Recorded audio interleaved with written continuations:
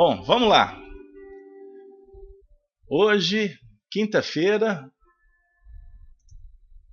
dia 13 de novembro do ano de 2014.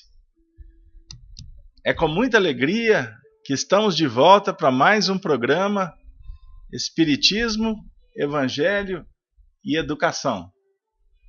Desejando, nesse momento, que você que está no seu lar possa se sentir envolvido pelas vibrações do bem. Nós, com muita alegria, convidamos a todos vocês para nos acompanhar na oração que o Senhor nos ensinou, para que com ela possamos iniciar os trabalhos da noite. Vamos lá. Senhor Jesus, divino amigo, mestre de nossas vidas, é com muita alegria que nos reunimos em torno do teu nome, suplicando, Senhor, as tuas bênçãos. Que os benfeitores espirituais possam se fazerem presentes nos lares aqui representados. Que possamos, Senhor, todos juntos, vibrarmos na sintonia do Evangelho. Que o nosso trabalho possa ser conduzido de sorte a atender o planejamento do mundo maior. Que os benfeitores espirituais, nesse momento, integrados na faixa da comunicação espiritual, eles possam levar a tua mensagem. E assim, que possamos atingir o final do nosso encontro felizes pela oportunidade que o Senhor nos concede. E assim, com a permissão do mais alto, nós vamos dar por início mais um programa Espiritismo, Evangelho e Educação.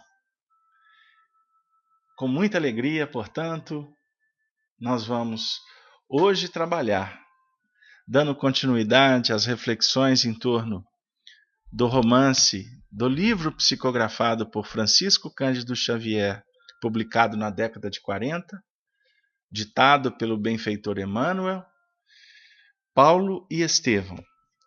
Nós vamos dar continuidade ao encontro que Paulo teve, iniciando um procedimento de 3 anos no deserto com o casal Áquila e Prisca.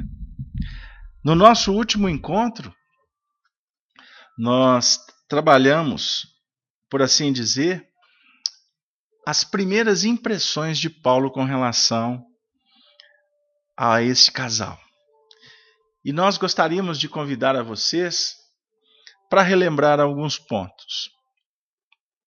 Paulo viu no casal, antes de esposos, eles pareciam verdadeiros irmãos.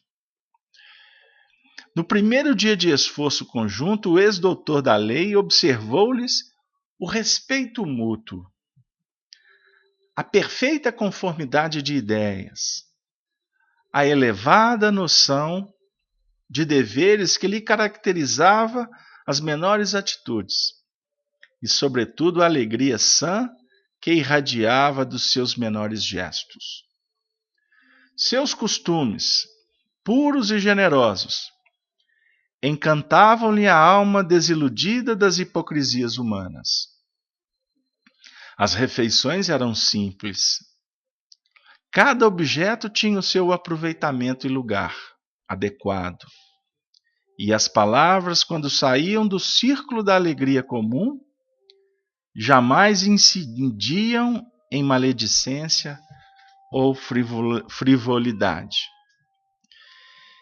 Aí, o primeiro dia ocorreu com agradabilíssimas surpresas. E agora nós vamos adentrar dentro das expectativas de Paulo um diálogo extraordinário, que eles vão abrir o coração para o nosso querido Saulo, sem que eles soubessem que estavam diante do nosso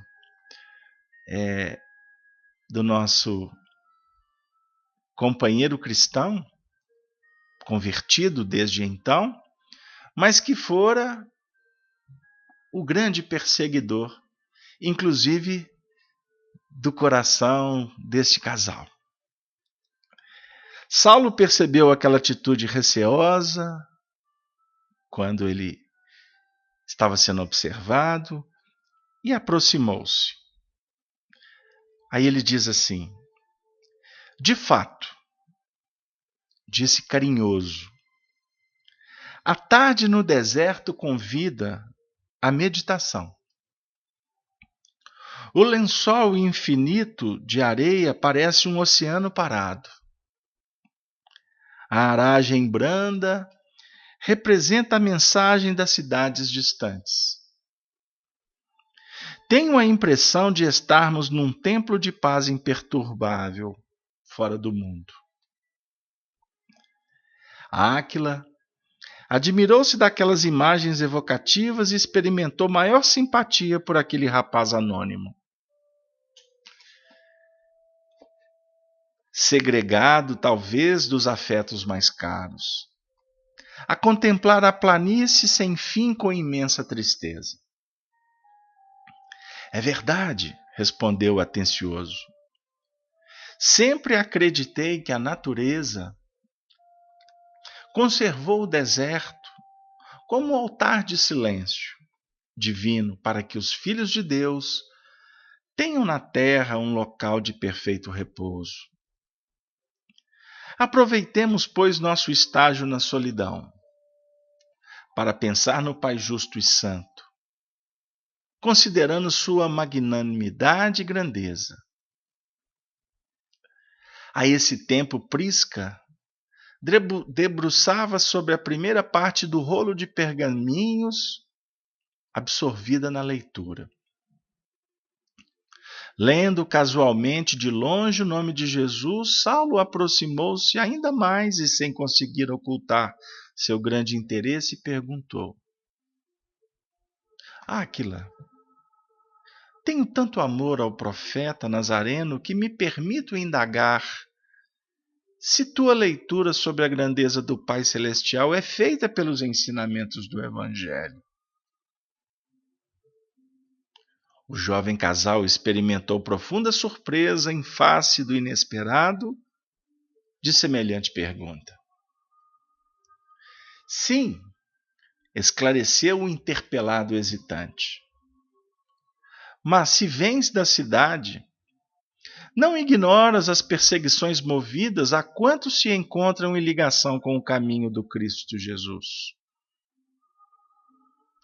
Saulo não dissimulou sua alegria, verificando que os companheiros amantes da leitura estavam em condições de permutar mais elevadas ideias do novo aprendizado. Animado pela confissão do outro, sentou-se nas pedras rústicas e, tomando os pergaminhos com interesse, perguntava: são anotações de Levi? Sim, esclareceu Áquila, mais senhor de si e certo de se encontrar em face de um irmão de ideal. Copiei-as na igreja de Jerusalém antes de partir. Aí Saulo, nesse instante, vai buscar a cópia do Evangelho que ele houvera recebido de presente de Gamaliel. Quando saíram de Jerusalém? Perguntou o ex-rabino. Folgo imenso quando encontro irmãos que conhecem de perto nossa cidade santa. Quando saí de Damasco, não previa que Jesus me reservasse tão gratas surpresas. Respondeu: faz meses que de lá saímos. Explicou Áquila, agora cheio de confiança na espontaneidade das palavras ouvidas. Fomos compelidos a isso pelo movimento das perseguições. Aquela reverência brusca e indireta ao seu passado perturbava o jovem tarsense no mais recôndito do coração. Chegastes a conhecer Saulo de Tarso?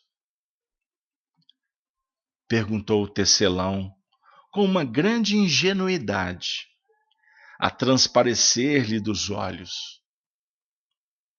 Aliás, o célebre inimigo de Jesus tem nome igual ao teu. O ex-rabino considerou que seria melhor seguir à risca o conselho de Gamaliel. Era preferível ocultar-se, experimentar a reprovação justa do seu passado condenável, humilhar-se ante o juízo dos outros, por mais implacáveis que fossem, até que os irmãos do caminho lhe comprovassem plenamente a fidelidade do testemunho. Conheci-o. Pois bem, prosseguia Áquila, iniciando a narração das suas vicissitudes. É bem possível que, pela tua passagem em Damasco e Palmira, não tivesse conhecimento perfeito dos martírios que o famoso doutor da lei nos impôs. Muitas vezes arbitrariamente. Talvez o próprio Saulo, segundo creio, não pudesse saber as atrocidades cometidas pelos homens inescrupulosos que tinha suas ordens.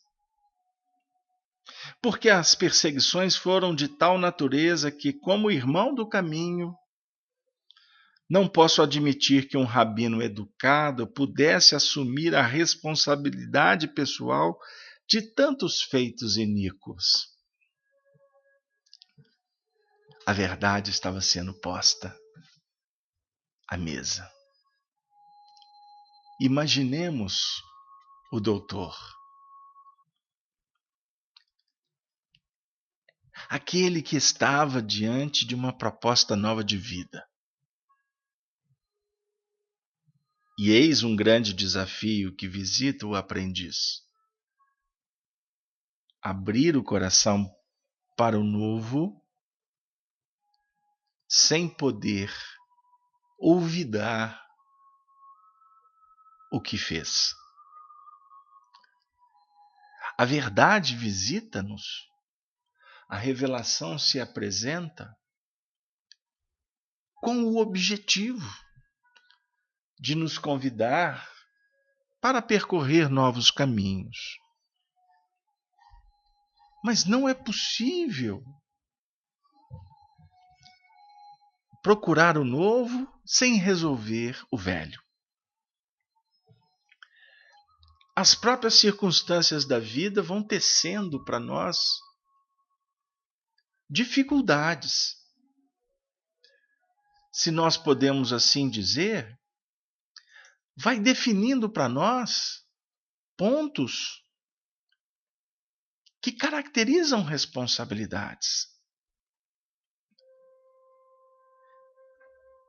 Por mais que a mente infantil procura fugir dos desafios, a lógica da providência divina patenteia outra coisa. É necessário, se podemos assim dizer, é extremamente valioso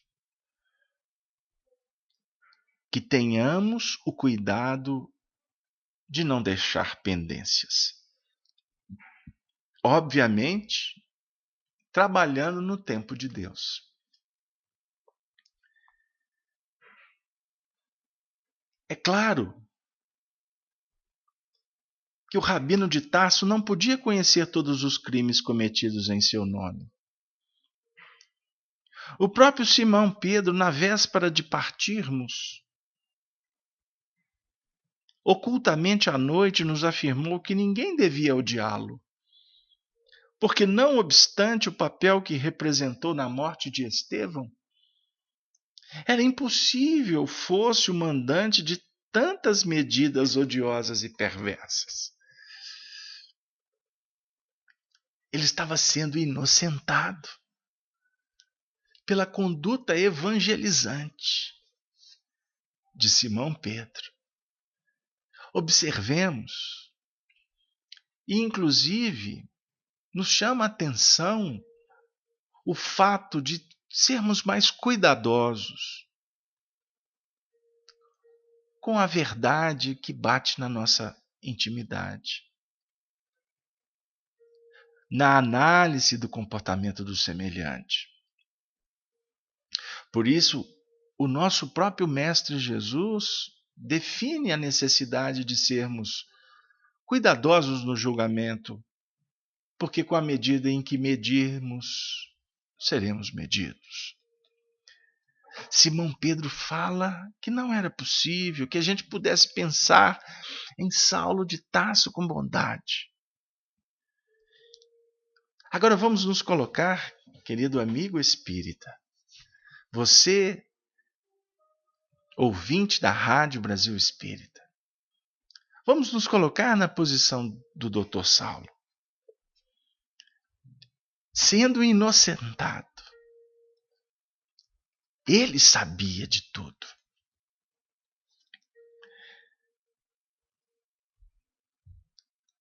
Observemos como Emmanuel escreve.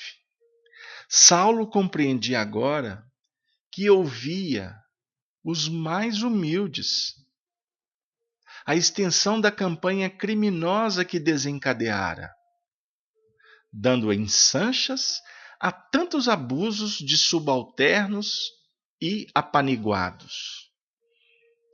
É óbvio também que as decisões elas vão tomando repercussões.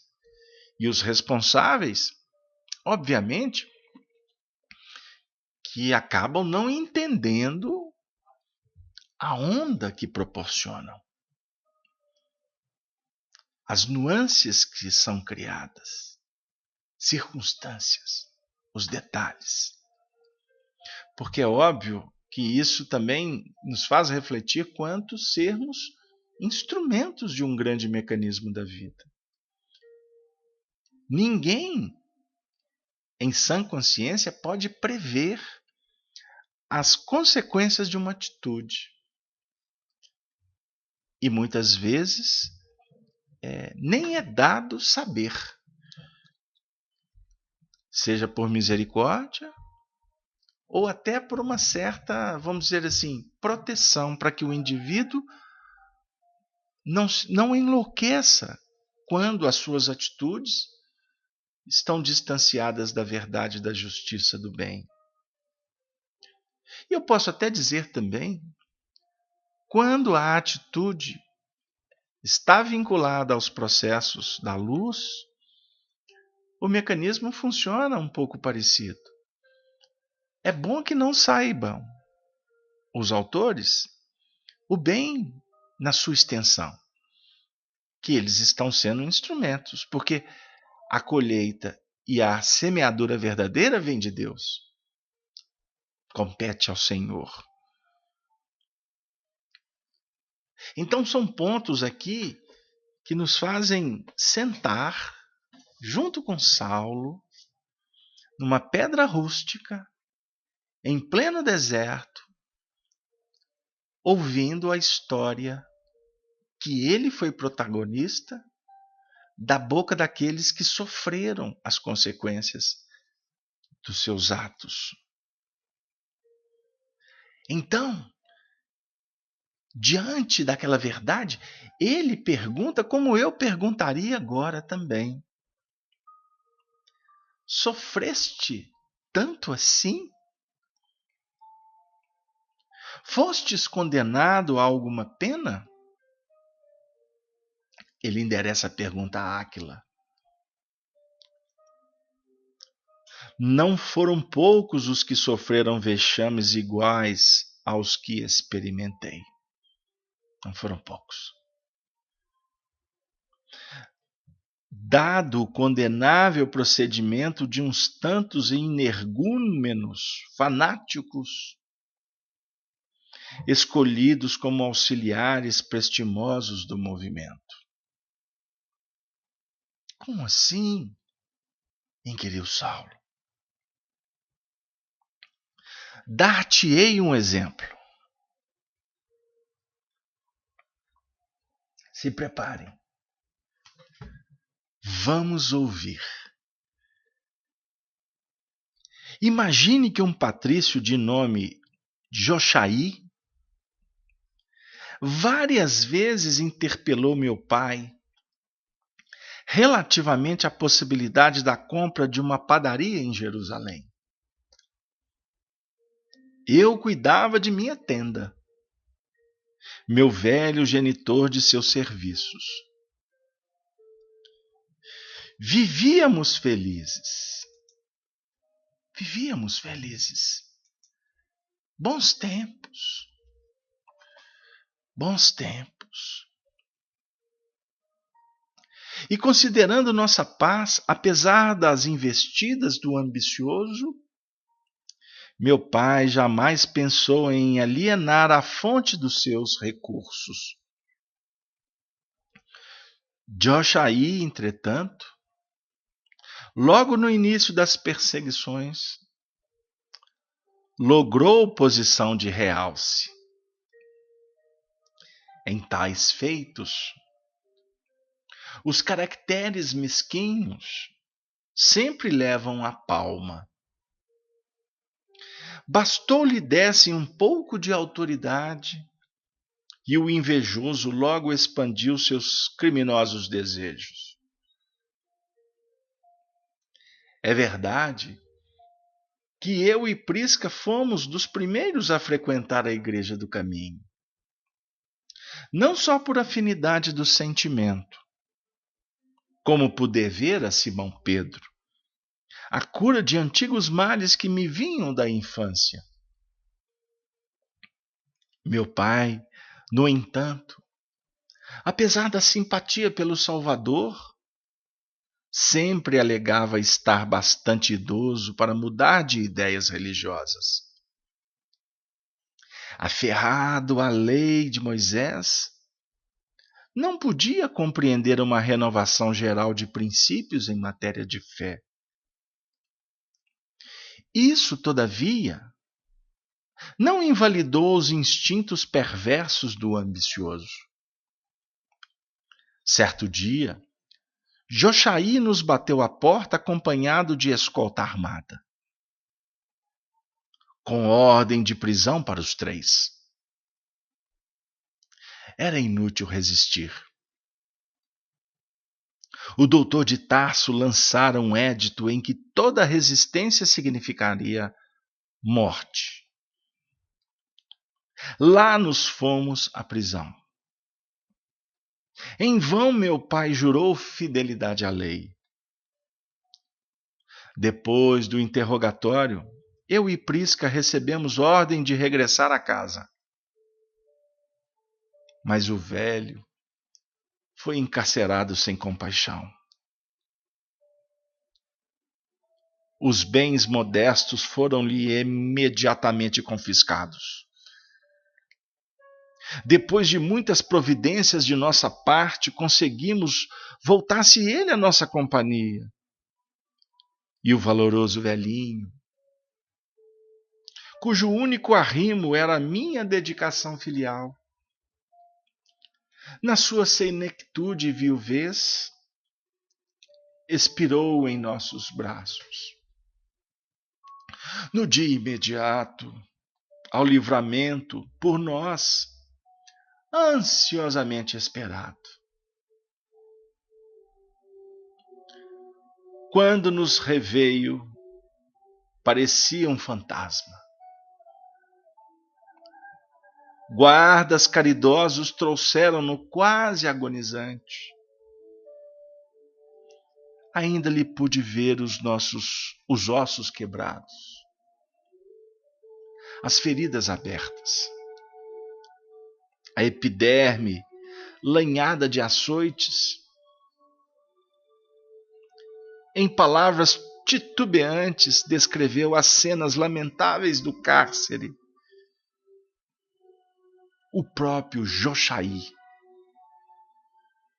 rodeado de sequazes, foi o autor dos últimos suplícios.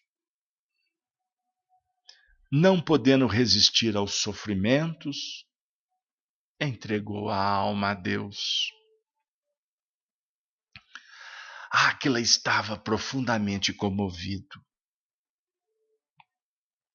Furtiva lágrima viera associar-se a penosas recordações. Querido amigo, ouvinte, companheiro do ideal espírita cristão, a gente viaja no tempo, auxiliados pelos literários superiores, como Emmanuel, e o nosso coração se sensibiliza diante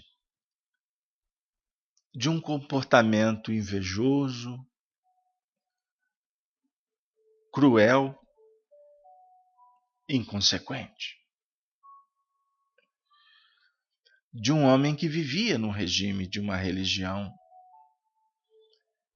na qual os seus profitentes se vinculavam tradicionalmente.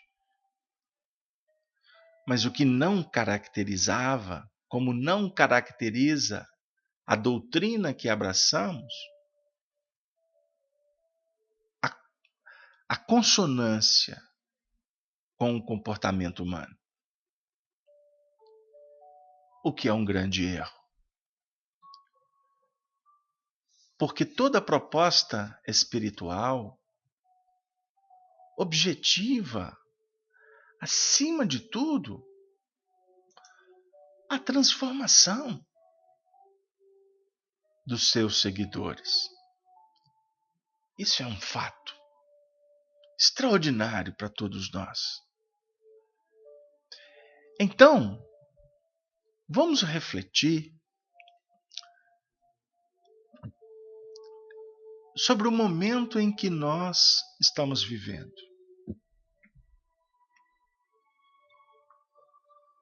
Quantos dramas,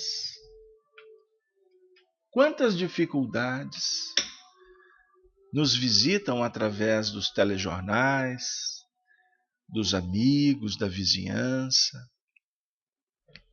e que nos deixa absurdados. Fatos como esse, em que um ancião desrespeitado fora torturado, vilipendiado por conta de uma vivenda, de uma casa, de um bem material.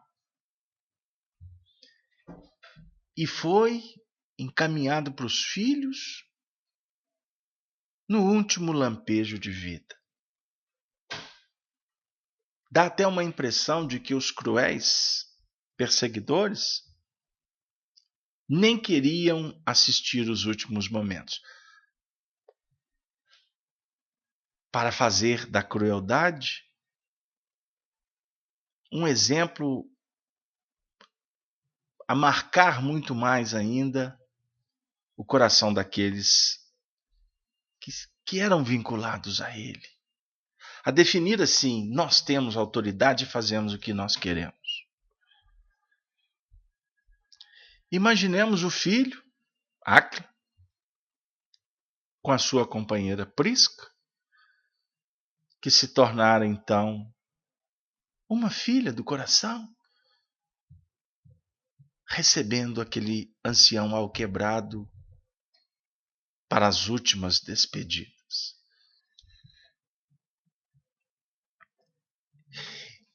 Delatados por injúria, uma situação em que o indivíduo aproveitou da projeção, do encargo, para fazer as suas loucuras. Então eu fiz esse convite para que a gente viesse de volta. Nós estamos aqui no ano, por volta do ano de 34, 35, para situarmos novamente no ano de 2014. Porque o que nós estamos vendo na sociedade é uma resposta de semeaduras que foram realizadas nos séculos que definem a história do nosso planeta. E hoje a colheita obrigatória é inclemente. Porque inclemente fomos. As leis nos visitam quase que cruéis, como cruéis ontem fomos. E nós que estamos aqui em doutrina espírita, ainda nos permitimos reclamar ou nos rebelar diante do que representa as dificuldades que visam nos ensinar para libertar.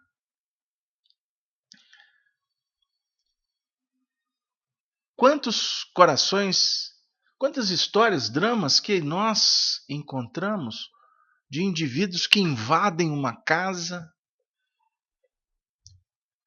tiram vidas na frente de outras vidas, desrespeitam, estupram, criam verdadeiras complexidades na reencarnação de tantos corações, vitimadas por uma circunstância de um mundo tão difícil e que só o passado nos mostra as reais causas que motivam circunstancialmente as dores do hoje. Então, os jornais, as revistas, as notícias, o tempo todo nos apresentam vítimas de um mundo arbitrário, consumista, individualista, violento, doente. E muitos destes, que somos nós também, na realidade estamos sendo vítimas de nós mesmos. Porque ninguém passa por uma dificuldade por nada, por acaso. Eu repito muito um pensamento que nós vamos encontrar no livro Nos Domínios da Mediunidade. No capítulo 16, intitulado Mandato Mediúnico, quando os benfeitores falam para Hilário e para André Luiz que o acaso é uma palavra inventada pelos homens para disfarçar o menor esforço. Então é muito mais fácil dizer, por acaso aconteceu isso. Não existe acaso. Existe sim possibilidades de criarmos um contexto de vida e depois aprendermos com todas as nossas criações mentais, que sugerem comportamentos diante dessas criações nossas.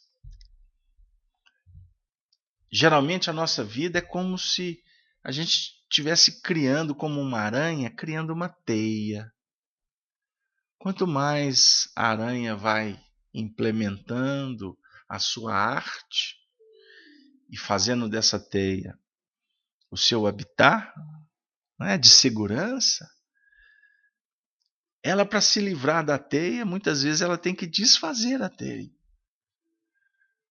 Nós temos que desfazer as teias que nós tecemos.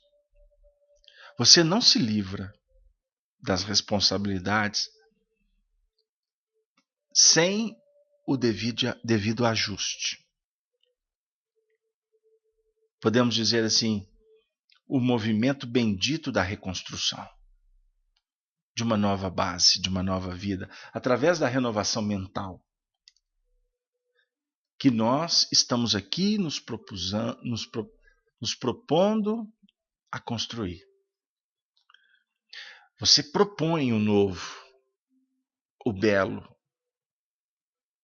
o harmônico, o divino, dentro dos seus conceitos. Mas como nós falamos no início, é necessário, para ter autoridade, merecimento de vivenciar essa ideologia nova, nós temos que voltar para reconsiderar, ressignificar, refazer, se eu posso assim dizer. Saulo de Tarso estava diante de um drama que aconteceu face ao favorecimento de uma onda de perseguição que ele instaurou. Por despeito, por inveja, que ele passou a ter pelos cristãos, principalmente por ter perdido a alma de sua alma, Abigail. Por isso que nós convidamos vocês a adquirirem o livro Paulo Estevão.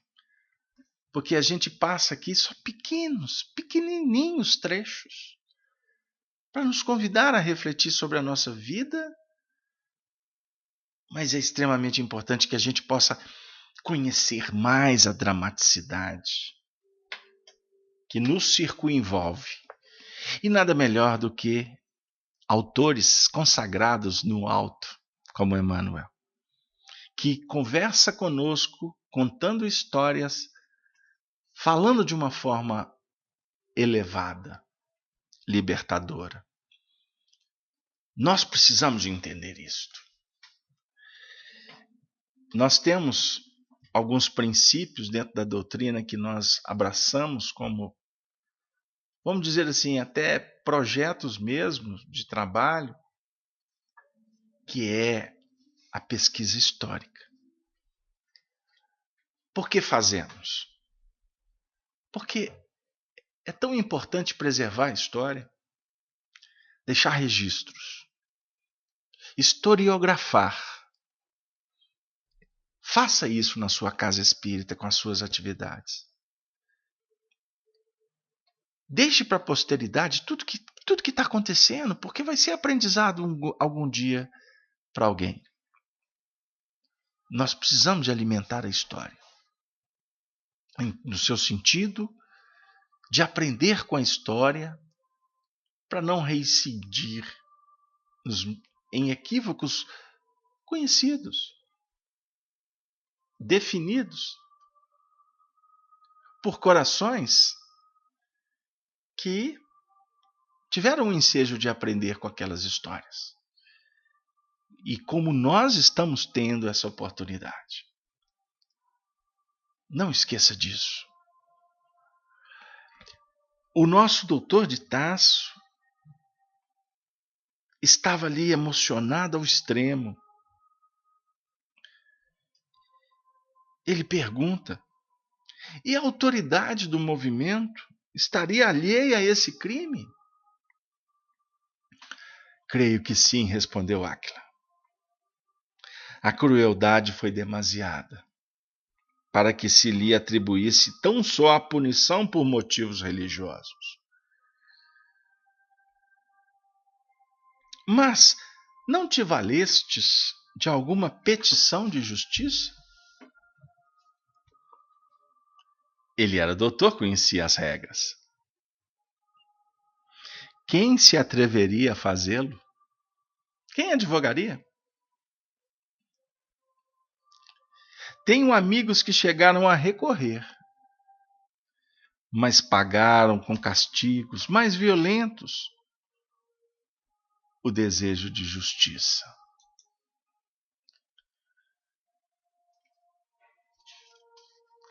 Era o preço. Ser violentado e não ter como recorrer. O ex-rabino compreendeu a justeza dos conceitos. Somente agora tinha bastante largueza de vistas espirituais para avaliar a velha cegueira que lhe negrejara a alma.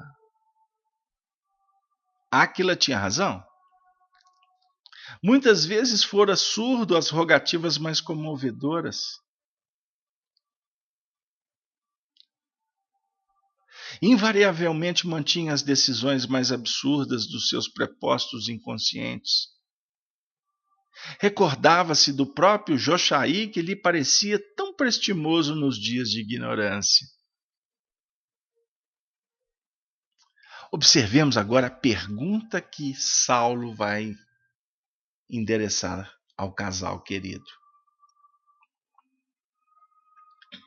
E o que pensas de Saulo? O que pensas?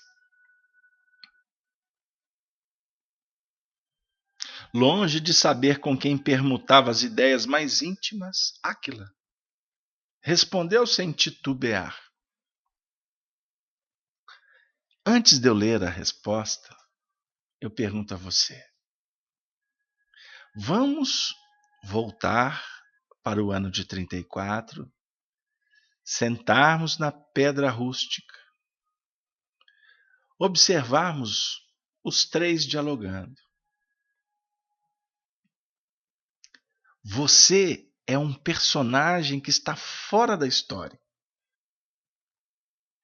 Nós vamos estar levando você numa nave que viaja na velocidade da luz, vence o espaço e o tempo. Você é um observador que não pode interferir na história. Porque se você interferir, isso pode ter uma repercussão e mudar o destino. Esse destino que é de sua responsabilidade agora. Porque uma pedra que você joga no passado é como a atirar-se num lago de águas tranquilas. Haverá um efeito. Ondas face ao atrito, peso, força, direção. Você está de fora e assistindo o diálogo dos três. Você sabe que eles estavam dialogando com Saulo, embora eles não soubessem. E agora vamos olhar para o rabino e imaginar a emoção dele fazendo essa pergunta, a expectativa dele. E vós, o que dizeis dele? O que você responderia, amigo? Você, ouvinte, que conhece a história do perseguidor do cristianismo, Saulo, que ali encobria a sua real condição, personalidade.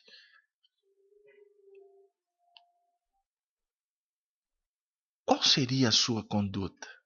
O que você iria falar sobre o perseguidor?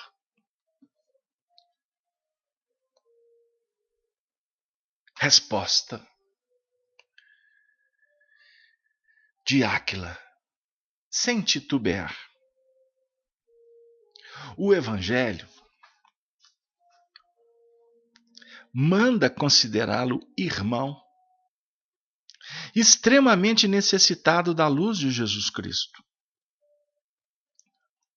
Nunca o vi, mas temendo as iniquidades praticadas em Jerusalém, aqui vim parar em fuga precipitada.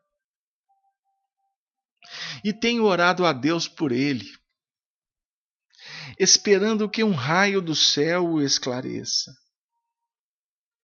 Não tanto por mim, não, que nada valho, mas por causa de Pedro, que considero um segundo pai muito querido.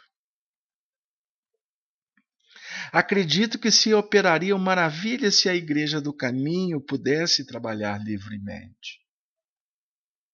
Julgo que os apóstolos galileus são dignos de um campo sem espinhos para a sementeira de Jesus. Dois aspectos, ou três, melhor. O primeiro, o Evangelho manda-o considerá-lo irmão extremamente necessitado.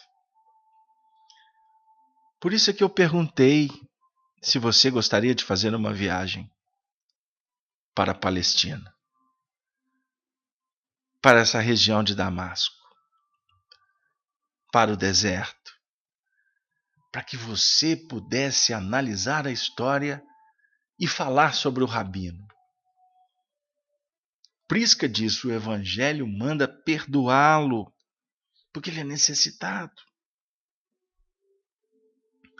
Ao mesmo tempo, esse homem que fala que o Evangelho manda perdoar, ele vai dizer que ele estava ali no deserto para fugir das perseguições desse algoz. E no deserto, qual era a posição dele como cristão? Além de perdoar, de compreender a situação de necessitado de Saulo, ele no deserto, meu querido amigo espírita, ele no deserto estava orando pelo perseguidor, para que o perseguidor fosse iluminado, lucificado pela verdade de Jesus. Vamos pensar com carinho nessa situação? Porque ela é desafiadora. E aqui é que está efetivamente a oportunidade de dar a outra face, como ensina Jesus, e a Miriam de Porto Alegre está nos lembrando. Eu aproveito para abraçar a todos que se encontram no chat da sala Estudando Espiritismo. Queridos amigos, como é desafiador para todos nós estarmos aqui, mas como é prazeroso ao mesmo tempo, como nos faz bem, como nos revigora intercambiar.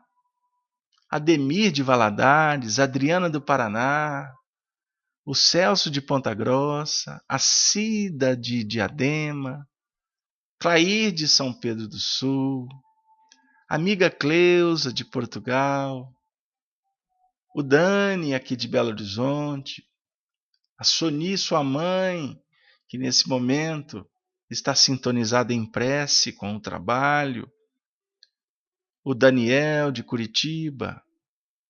O Fausto de Curitiba esteve conosco aqui na FIAC ontem.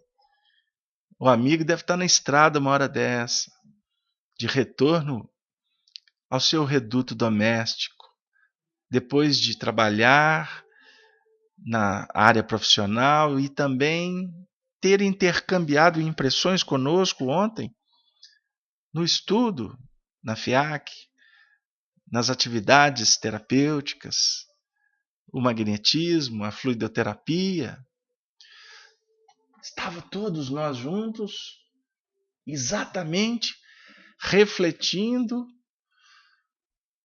sobre essa importância do intercâmbio.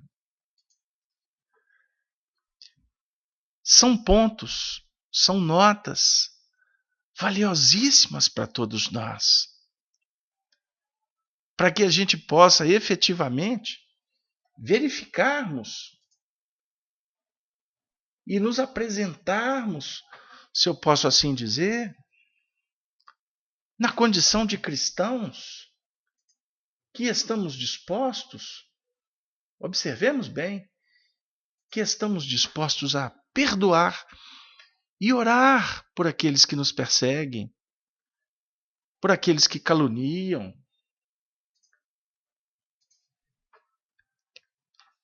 É necessário, meu amigo, compreender.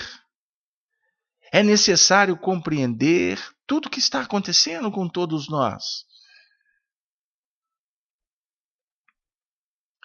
Agora, é tão importante o valor da oração que ele orou, pedindo a Deus esclarecimento para Saulo de Tarso. E o que aconteceu?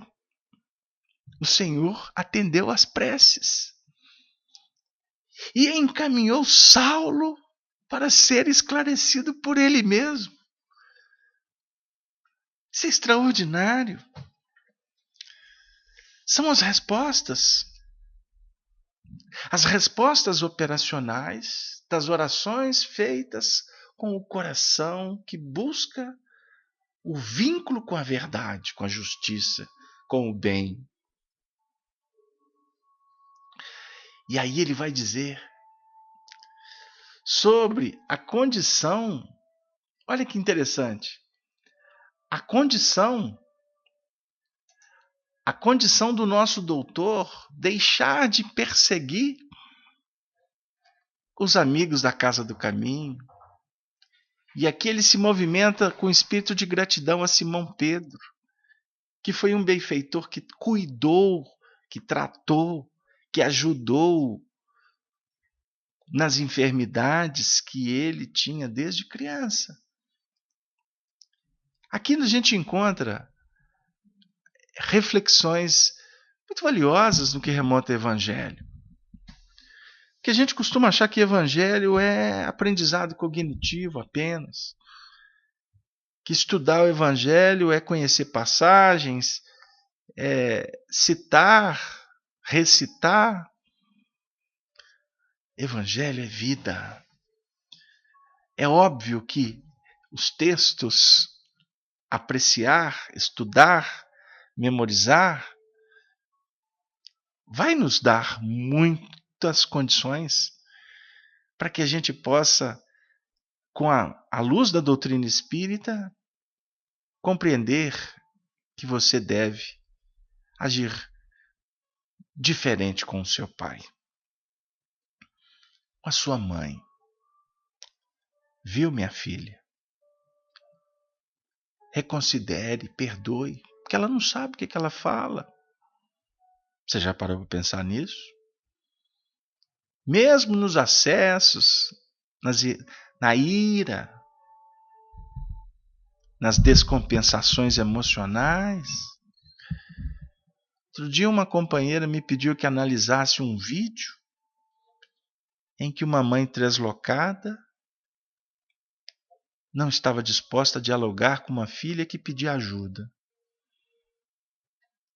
E ali a gente observa um movimento extremamente triste quando chegamos no ponto em que o diálogo deixa de existir num relacionamento. Dialoga perdoando, compreendendo, abençoando seu marido, seus filhos, seus amigos. Você não tem um perseguidor como Áquila tinha Saulo de Tarso. Você não tem um perseguidor declarado. Na realidade, me ocorre aqui uma necessidade de um ajuste na fala. Áquila também não tinha. Ninguém tem perseguidores. Nós temos instrumentos para que a perseguição se faça. E se ela acontece é porque nós precisamos de estar atentos, porque muitas vezes perseguidos nos fazem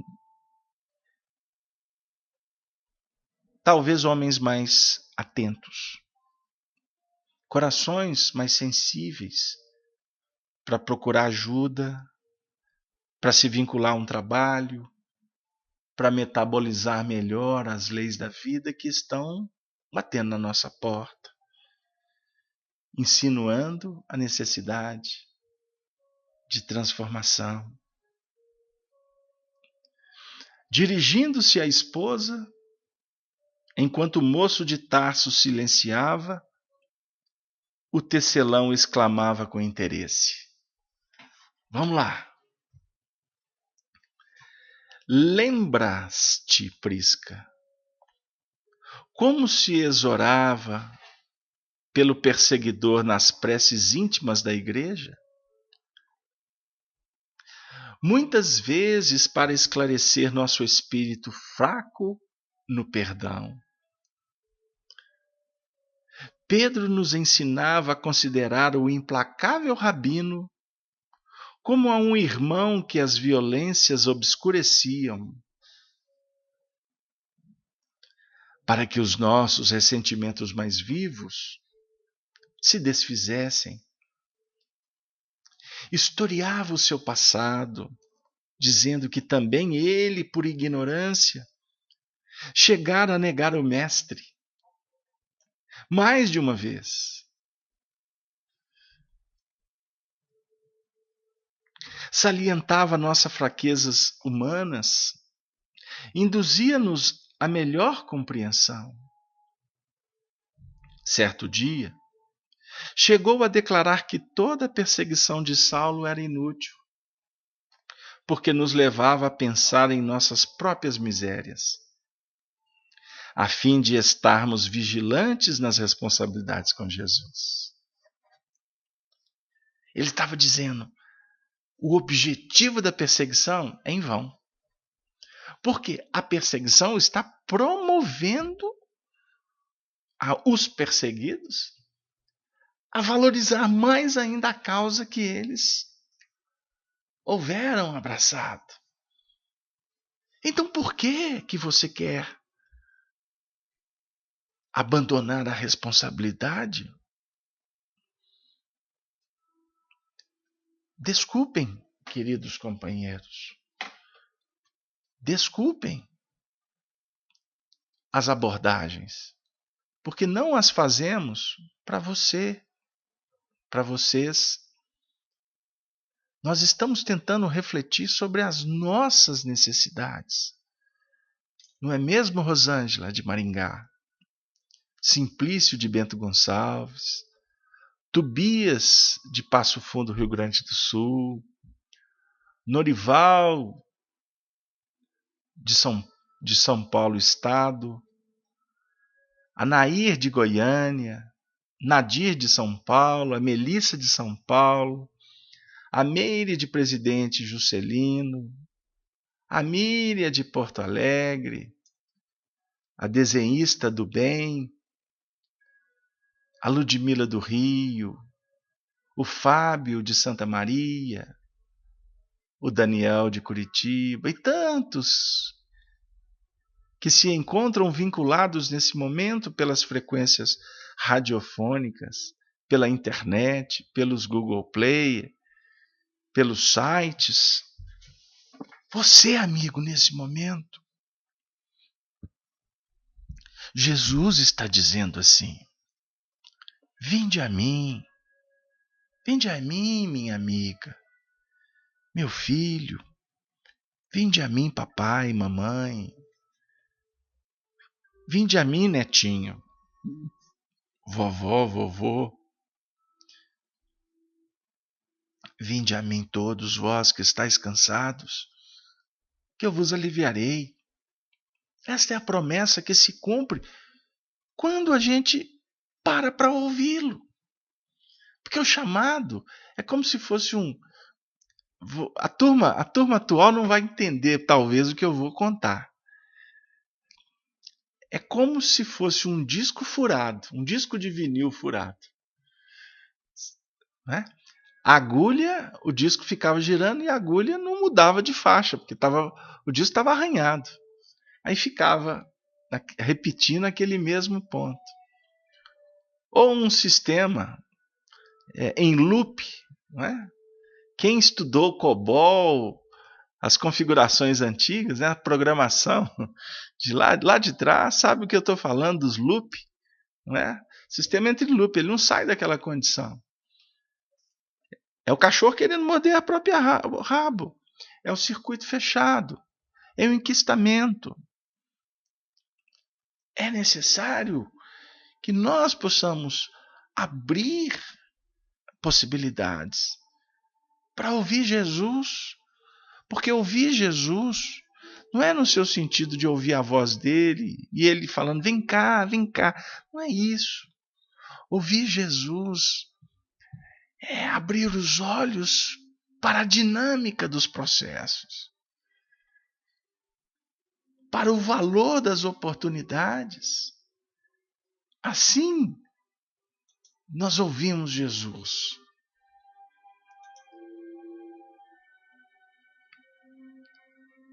E o que é melhor? Ou o que é mais importante? Vinde a mim. Tomai sobre vós o meu jugo. Depois que você ouve, é necessário, é importante que nós possamos sair para semear. Semear o bem, a caridade, a paz. Lembra-te, Prisca, como orávamos por ele? Mas buscávamos fortalecimento para o espírito fraco do perdão. É tão interessante porque ele ainda vai dizer que Simão Pedro, quando falava de Saulo, falava dele com respeito. Não falava acusando, não reportava dilacerando, desvalorizando. Simão Pedro não fazia fofoca. Simão Pedro não ficava discutindo pontos negros. Porque a treva por si só, ela já tem a sua contundência. Nós vamos continuar falando da treva. Nós vamos continuar presos num sistema que só oblitera possibilidades. Não. Vamos repensar. Querem um exemplo? Talvez pequeno, mas a sua ordem de grandeza é imensa. Vamos pensar nas eleições presidenciais que aconteceram no nosso país no último mês. 2 candidatos chegaram na disputa. Praticamente a metade optou por um candidato e a outra metade o outro candidato. Porque a diferença foi tão pequena, não é verdade? Mas o que acontece? Aqueles que optaram pelo candidato que perdeu, a gente observa que existe um movimento que pós-eleição sai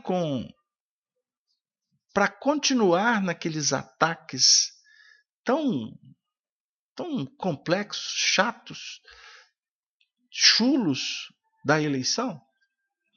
E aí a gente fica pensando, então essa turma vai ficar mais 4 anos só jogando pedra no partido que ganhou? O que vale é a democracia.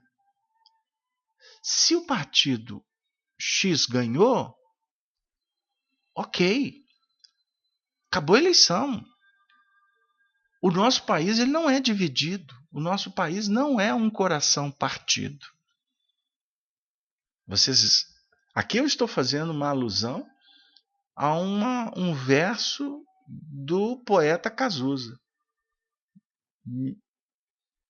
Quando ele fala: Meu partido não é um coração partido. O Brasil não pode ser um coração partido. Ele é um coração. Então, se vamos dizer, você que não votou naqueles que venceram, o momento agora é tentar todos dar as mãos para continuarmos o processo. Lá na hora da nova eleição, se você continuar insatisfeito, que você trabalhe para as outras opções. Nós somos amigos, nós somos irmãos, nós não somos inimigos do nosso Brasil. Eu não sei se deu lá. Nós não temos o direito de desrespeitar ninguém. Se existem aqueles que desrespeitam a ordem e o progresso, que nós possamos revigorar os nossos sistemas, as nossas leis, lutarmos sempre para que haja pessoas sérias cuidando das questões públicas. Esse é o nosso papel. Agora, ninguém tem o direito de desrespeitar quem quer que seja. Eu estou pegando assim uma ideia que me surgiu agora e você pode estar perguntando qual o partido do Carlos Alberto que está tocando nesse assunto. Eu gostaria de repetir o que eu disse. Meu coração não é um coração partido. Por quê? Por mais que existam preferências, essas preferências elas têm um momento de se manifestarem, mas ela tem os instantes de se enobrecerem, para que a gente possa sempre ter a oportunidade de olhar que além dos horizontes devem ter algum lugar bonito para se viver em paz. Poeticamente, o Roberto diz isso para nós. Nós temos que aprender a olhar o outro lado. No nosso caso, doutrina espírita, nós estamos aqui para olhar o outro lado. Ou não? Ontem estudávamos aspectos do Evangelho na FEAC e nós estávamos discutindo isso. Até trabalhamos, me vem à memória, o capítulo das bem-aventuranças, quando Jesus vem falar para nós sobre a necessidade de elegermos o reino dos céus como tesouro principal. Mas para que você possa construir o reino de Deus na sua intimidade, existe um contexto que você vive que é um contexto material. Uma coisa não é desassociada da outra. Agora eu vou para a igreja, agora eu vou cuidar do meu espírito. Ué, durante o dia você não estava cuidando do seu espírito? Não, Carlos Alberto, hoje eu fiquei no banco o dia inteiro, trabalhei e tal. Mas lá no banco você não está cuidando do seu espírito? Quando você está brincando com a família, você não está cuidando do seu espírito? Existe departamento? Existe hora para isso? Nós temos momentos em que existe uma busca, uma interação, um intercâmbio, um direcionamento mais efetivo. Obviamente. Esse momento que nós estamos aqui, nós estamos estabelecendo mecanismos que favoreçam mais o nosso entendimento no que remonta às coisas espirituais. Mas antes de religião, nós precisamos de espiritualidade. Esse pensamento nos foi sugerido agora pela coordenação espiritual e faz parte de um texto, prefácio de Emmanuel no livro Nosso Lar. Nós precisamos de espiritualidade. E espiritualidade é um processo em que nós vamos elencando, dinamizando em todos os momentos da nossa vida. Não tem hora para isso. Sempre você estará sendo convidado a trabalhar, a orar, a respeitar, a cuidar, a ser carinhoso, ser romântico, ser poeta, ser industrial, ser operário, ser faxineiro, trabalhando na limpeza, ser um gari, não é? Cuidar da natureza. Todos os momentos você está sendo convidado para ser aprendiz, você estará sendo estimulado a se tornar mestre. Há um momento de falar, há um instante de calar. São as dualidades do caminho. Os princípios que norteiam a evolução do cosmos partem da lei de unidade em Deus, amor. Mas a dinâmica é a lei da dualidade, dos opostos. A partir do momento em que você ajusta os opostos, você abre novas possibilidades para que você parta para a terceira lei, que é a da trindade. A gente escuta, lê, mas o nosso alcance ainda está tão pequeno. A doutrina espírita se baseia numa trindade extraordinária.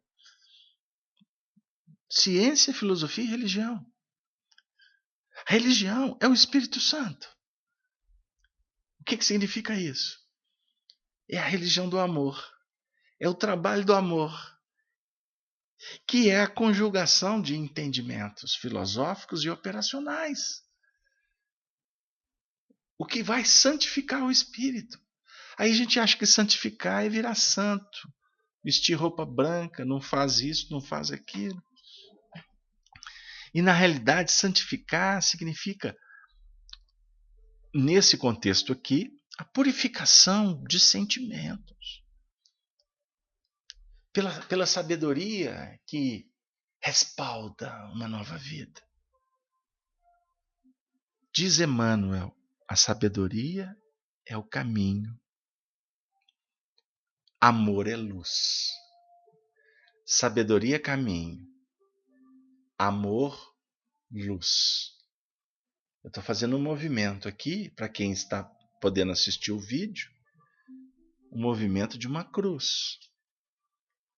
Horizontal, da socialização, do trabalho, da intermediação, do intercâmbio.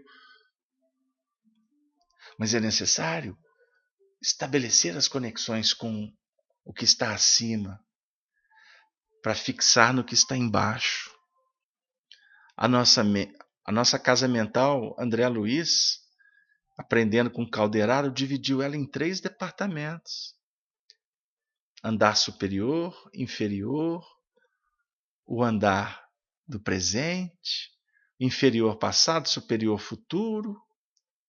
Você precisa de subir para buscar. Mas você não pode ficar lá em cima. Você tem que descer nas regiões abismais, como ensina Pedro na sua epístola. E o Cristo desceu nas regiões infernais para libertar os espíritos trancafiados. Isso é de uma beleza extraordinária. Aí a gente fica assim, não, Jesus então desencarnou, ele foi lá embaixo. Aí a gente busca situar, né? Ele foi no umbral, ele foi lá no Vale do Sul. Ok, está tudo correto. Está tudo certinho. Mas a gente quer falar com mais, um pouquinho de mais profundidade. Nós queremos estudar a intimidade espiritual de cada um de nós, porque o reino dos céus, as moradas espirituais, se estão no cosmos, elas estão aqui dentro. O espírito, hoje a ciência discute a desencarnação, né? O espírito volta para um todo mental, no seu sentido de, não é que ele vai para um todo, ele vai para uma condição de vida numa dimensão diferente da que ele vivia, que era vinculado a um corpo. Mas ele pode voltar para essa dimensão e a sua mente vai formar um outro corpo. O que a ciência está discutindo? que a doutrina espírita está explicando para nós há 150 anos? O que André Luiz nos mostra com exuberância na sua obra? A ciência vai chegar lá. Agora, será que a ciência vai chegar primeiro do que o moral? Será que a ciência vai chegar primeiro do que os sentimentos? Nós, Ludmila, a Ludmila do Rio de Janeiro está dizendo: não gosto da política da Terra, mas dessa eu gostei. É a política do espírito, não tenha dúvida. Eu citei a política porque foi um momento que ficou o assunto pipocando para todo lado, por conta das eleições presidenciais. Eu tive as minhas alegrias e as minhas frustrações, porque eu também sou cidadão, eu vou lá e eu voto. Eu tenho expectativas. Mas eu estou tentando aprender com os benfeitores. Emmanuel nos oferece tantos textos que está ficando claro para nós que você não pode depositar todas as esperanças na Terra. Kardec define: querer felicidade na Terra, nesse nosso mundo, isso é utópico. Aí a gente, com as nossas análises, eu costumo falar desse assunto brincando, citando uma poesia, música, da década de 70. Se não me engano, do Odair José. Ele fala assim: felicidade não existe. O que existe na vida são momentos felizes. Isso é extraordinário. O que existe na vida são momentos felizes. Felicidade não existe. Felicidade plena é de espírito puro. É outras habitações. Agora, como que você vai para as outras habitações? É aprendendo a subir com Jesus. É desencarnar, Casalberto? Não. Desencarnar e reencarnar é lei natural, gente. Dos nascidos de mulher, João é o maior. Jesus falava da doutrina espírita. Jesus falava de Allan Kardec. Jesus falava que a proposta mosaica, a Bíblia, as escrituras sagradas, que hoje a gente chama de Allan Kardec, doutrina espírita, porque na realidade é um todo harmonioso, é um conjunto. Por isso é que você vai ter o Pentateuco mosaico, os 5 livros que são considerados pelos teólogos como Pentateuco do Novo Testamento, 5 principais livros, os evangelistas, não é isso? Os 4 evangelistas e o livro Atos dos Apóstolos. Vamos pensar. E nós temos o Pentateuco kardeciano. Foi à toa que Kardec escreveu 5 livros para desdobrar um livro só. Aliás, ele escreveu um livro e desdobrou em 4. Pentateuco. Vocês já pararam para prestar atenção na história? Qual é o primeiro livro de Moisés? Gênese.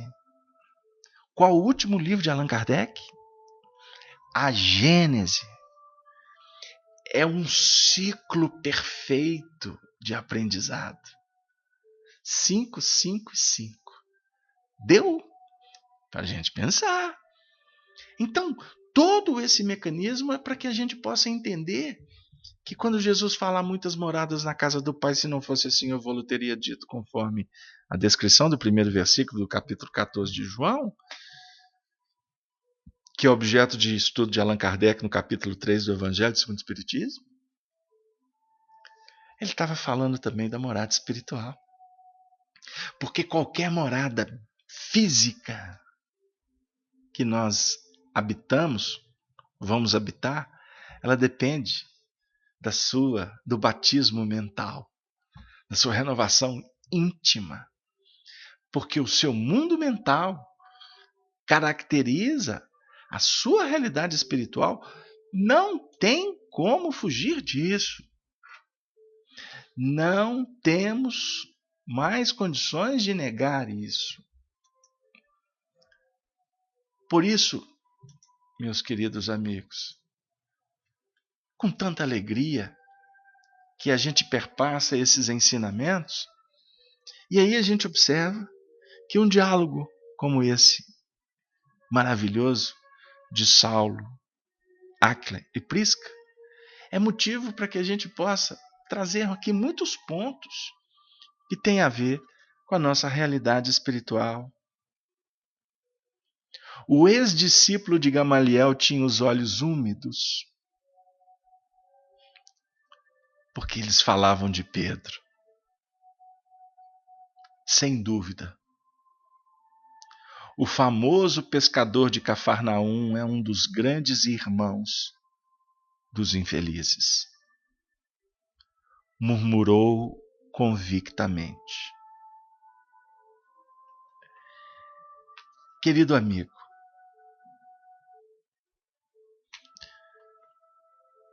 eu gostaria de, nesse momento, sabendo que o nosso horário está se extinguindo, eu gostaria de refletir com vocês sobre esse momento do diálogo. Porque a verdade já tinha sido dura, ela já tinha vergastado. Porque o evangelho, para o bom entendedor, como disse Jesus para Simão Pedro, que falou que era duro o discurso, Jesus disse: a proposta entra na boca como mel, mas ela perpassa as entranhas como uma espada, dilacerando, cortando, abrindo as nossas entranhas para que a gente entenda quem somos, de onde viemos, o que fizemos, quais são as nossas tendências, para onde podemos ir, o que devemos fazer. Saulo de Tarso estava com os olhos úmidos. Olhos úmidos. Aquela conversa fez com que ele repassasse a sua vida inteira. Cada ponto. Alegrias, ilusões, tristezas, decepções, conflitos, fugas. A realidade se apresentava exuberante para ele. Mas o diálogo se encerra fazendo uma reverência a Simão Pedro. Simão Pedro se tornou o grande exemplo de Saulo de Tarso. Porque Simão Pedro venceu barreiras extraordinárias naquela existência. Ele, preparado pelo mestre, com a sua impulsividade, com as suas condutas passionais, muitas vezes duro, rude, pescador, o mais velho, era o líder. Jesus apostou naquela liderança. E o grande lance de estudar o cristianismo é observar a resposta. Porque muitas vezes a gente pensa que os discípulos eram os espíritos mais evoluídos do planeta, junto com Jesus, que ficavam sentados na cadeira, nos tabernáculos. E a lógica nos mostra outra coisa. Estudemos quem realmente aprofundou. E eu gostaria de dar uma fonte de referência. Carlos Torres Pastorino. Ali podemos confiar. Ele tem as suas interpretações pessoais que podem agradar ou não, mas isso fica à parte. Porque o livro Sabedorias do Evangelho tem informações extraordinárias que ele buscou na fonte, lá no Vaticano. Me recordo de Arnaldo Rocha falando de Pastorino, como Chico reverenciava o doutor. Ele falava assim para Arnaldo: Arnaldo, estamos diante de uma autoridade espiritual de expressão elevadíssima. Ele tem respaldo das esferas superiores. Assim Chico falava dele. E nós gostaríamos de chegar na condição de mostrar, de falar sobre a posição espiritual de Simão Pedro. E nosso tempo, caminhando para o fim, nos obriga a resumir o nosso pensamento, principalmente na frase última, que Emmanuel deixou registrado. E quando Emmanuel escreve, é bom prestar atenção. Simão Pedro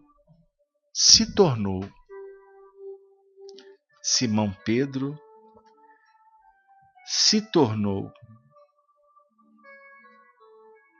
um dos grandes irmãos dos infelizes.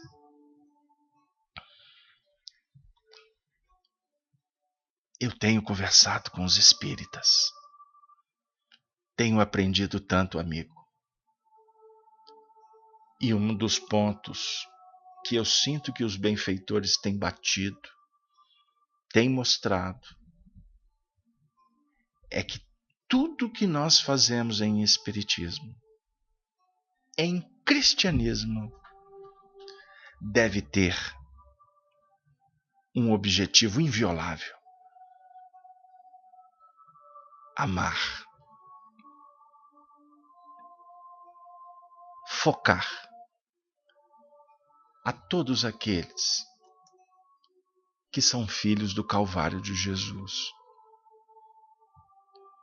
Não adianta belas palavras, livros maravilhosos, direção de instituições, mediunidade fenomênica, se não granjearmos amigos, se não nos fizermos simples, se não formos sensíveis e se não estivermos juntos da dor do mundo. Se os nossos olhos não estiverem focados na luz do mundo, Jesus, os nossos pés, as nossas mãos, dentro do contexto da treva, para tentar, sem pretensão, mas por amor e gratidão, semear a luz, que é o amor de Deus e que é a presença excelsa de Jesus em nossas vidas. Querido amigo espírita, não esqueçamos e não nos percamos em discussões estéreis, porque Bezerra de Menezes nos ensina: quando muito se discute a caridade,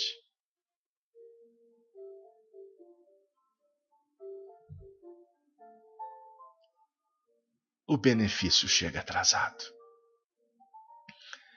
Que o Senhor da vida esteja conosco.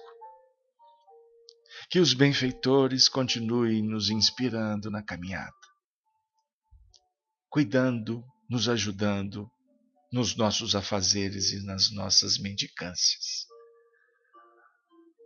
Mas nós suplicamos que Maria Santíssima esteja no lar de todos, de todas as famílias do Brasil, porque o Brasil há de ser o coração do mundo, unificado em termos de família sagrada. E assim, nós nos despedimos com alegria, dizendo: Ave, Ave, Ave Cristo sempre. Até o próximo programa.